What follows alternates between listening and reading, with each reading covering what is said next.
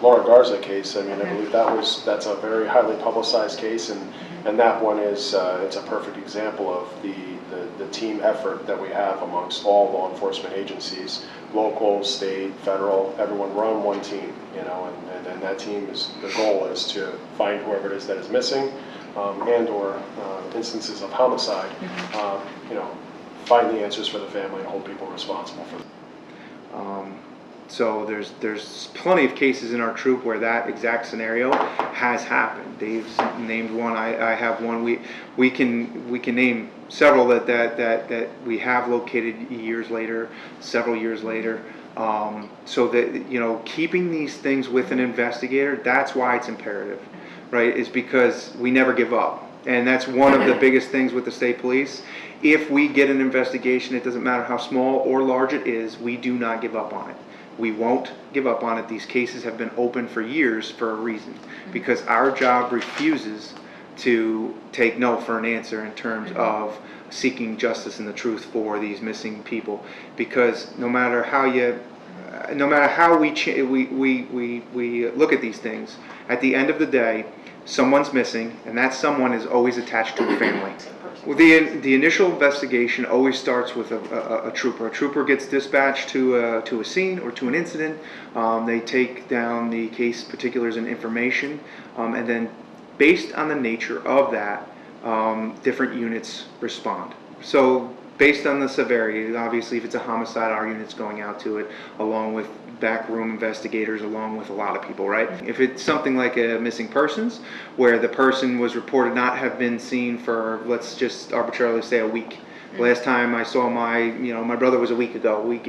Reports it to a trooper. Trooper would report it to his backroom investigator, who would also be overseen by a senior. Much like Jan Golding and Joe LaFreeze were in here, that's pretty much the checks and balances. What we do and how we keep these things alive and continue to investigate them, we use. And I know we've gone over this in the past when Steve was here, but we use technology. I mean, that's the resource of the new era, is the DNA technology. Going back, if it's a cold case, 10, 20 years old or whatnot, revisiting all of the evidence, revisiting all of the interviews that were done in the past to see if the new technology of today applies to any of the evidence of yesterday. So that's one way that we keep these alive. Internally, as the New York State Police, we always have these cases assigned to an investigator.